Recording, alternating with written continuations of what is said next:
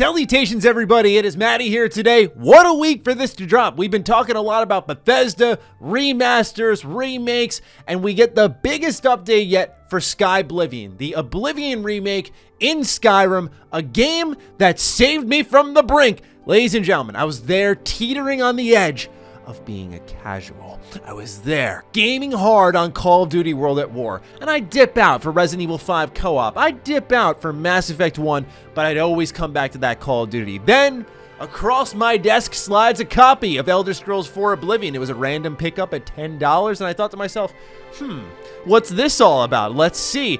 I dove in, and I never looked back. It was the game that changed it all, my first true love with Bethesda Game Studios, and as I said, it's being remade within Skyrim's creation engine. So, we have a huge update to go over. We've talked about this game a couple of times on the channel, just a few times, you know, not crazy amounts. Anyway, last time we did talk about it was half a year ago, so it's great to see another development diary highlighting all of the changes that we're going to be going over in this video today. So if you're new here and you like Elder Scrolls, you're in the right place. Subscribe, and let's do this.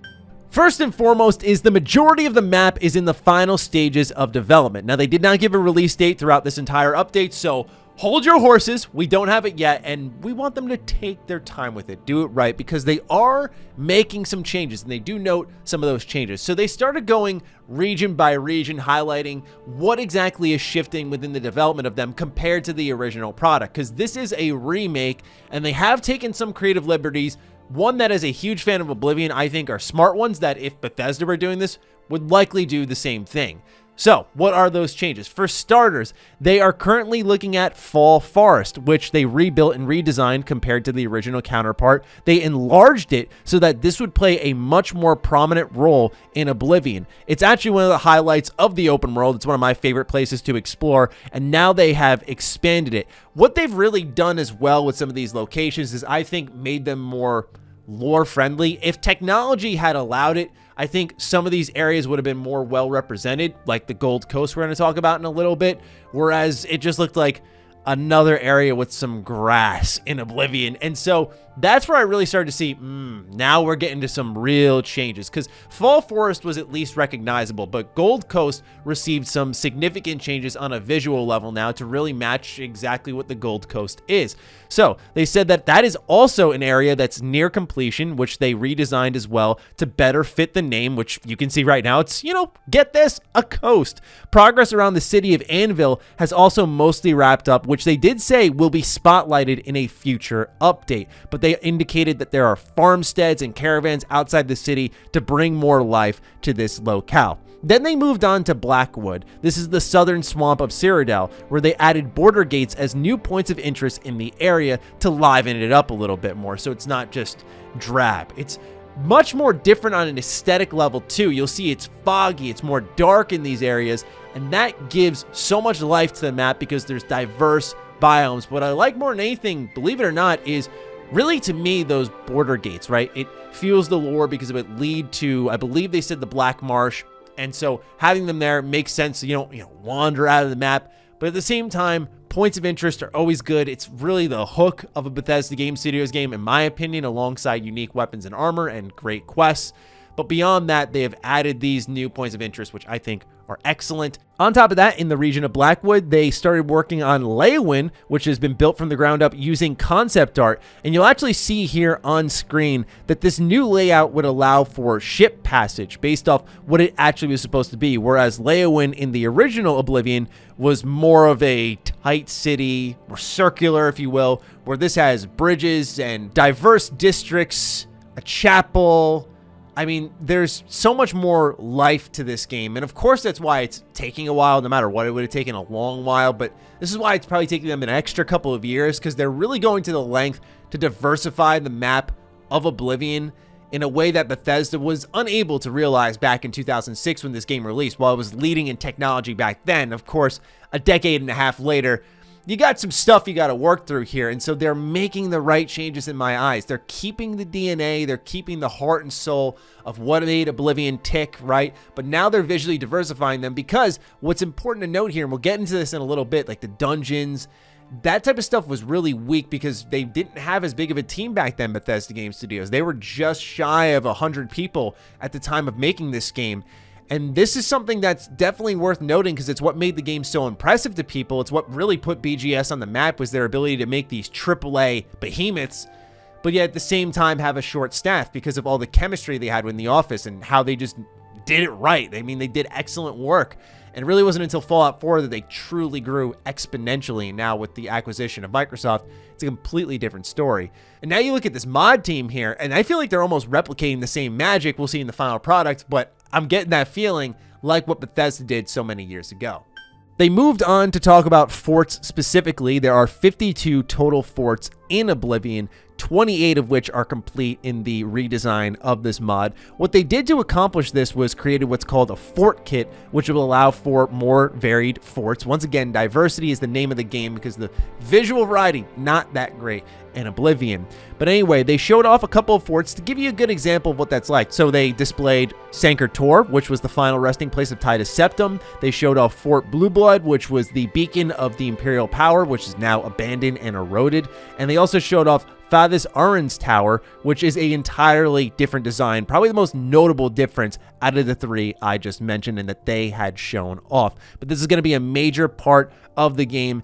And once again, what they really hammered home with this entire update, and I'm sorry if I sound repetitive here, but it was really, truly having these locations feel unique, lived in, or abandoned in certain cases. And when you approach them, it would not feel like the same copy and paste set of assets and cells that Oblivion fell prey to. Not bad back then. Nowadays, you expect a little bit more. So this is yet again another great focus for this team.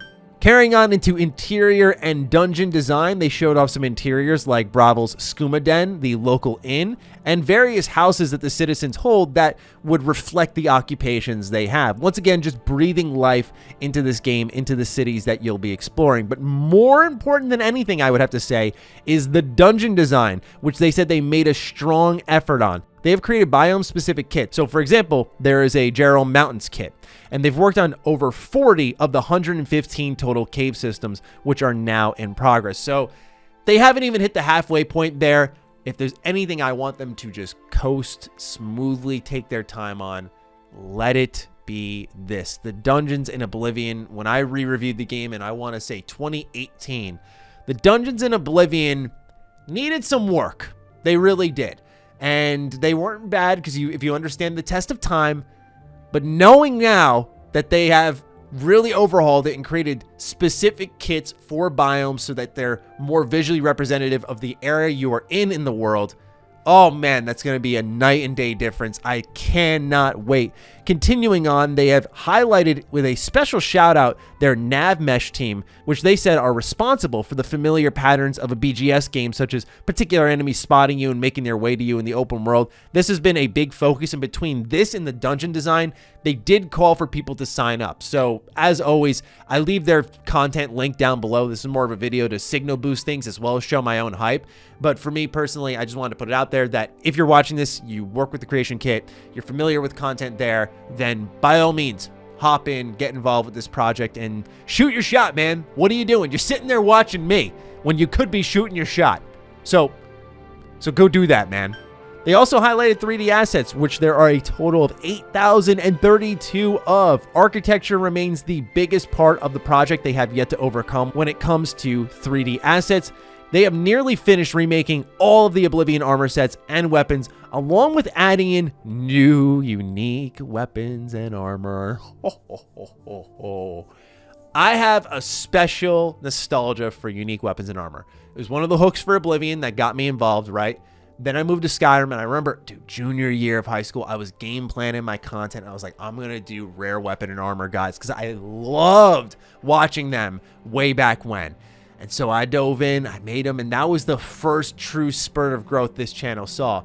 And to know that there's more on the way in Skyblivion, I'm just like, yo, I may not make the guides anymore, but I love collecting them in these games because it's so out of place to me, and it works so well. Like, it's about the world, it's about the quests, the factions, the characters, the lore. Those are the strengths of Elder Scrolls and Fallout to me. And then you've just got these unique weapons that have no place here and do such wild things like the Wabbajack in Skyrim. I just look at that and go, why? I'm not even going to ask why. This is amazing, though. It is such a strong component of the game to me. And to hear that in Skyblivion, they're adding more. Yeah, of course, this one fires me up the most. I think everything before this would be more exciting to any general listener. But for me, I love the rare weapons and armor, man. So this in particular, they were like, you'll thank us later. It's not a focus of ours, but you'll thank us later. It's like, I know I already am thanking you, man. Let's go. Beyond that and the dungeon design, like those are my two things that it's like, yes, hit those hard, man. So I'm loving what I'm seeing with that. And then they stated they're going to prepare their next dev diary, which will focus in on quests, mechanics, etc. The quest especially, a lot of us want to know about. They did show up some of it just 6 months ago, but really getting in depth on probably how much quest completion is there. So like I said, this was half a year ago we last talked about Skyblivion. I had to look it up. And looking at it now, I'm sure we'll be talking about this, spring 2022. And I'm thinking maybe this mod will be out by 2023, which I know sounds a long way off. But when you look at Starfield and you hear the remaster rumors for Fallout, it's like you also got Fallout 4 Capital Wasteland. Like there's so many remaster things happening in the Bethesda community. I'm happy to wait for this. This is a generational mod, it looks like. And I'm just very excited to one day lay my hands on it. So cannot wait. And until then, I look forward to seeing whatever the Skyblivion team is working on. And of course, share your thoughts and support down below. Give them the motivation they oh so deserve because they are killing it right now. And I can't wait to see how this turns out. So let me know what you're thinking down below. And other than that, be sure to follow me on Twitter, follow me on Instagram. Those links are in the description down below. And a big thank you to all the members, all the patrons who continue to support the content here. Stay sexy, stay active. I love you all. Peace.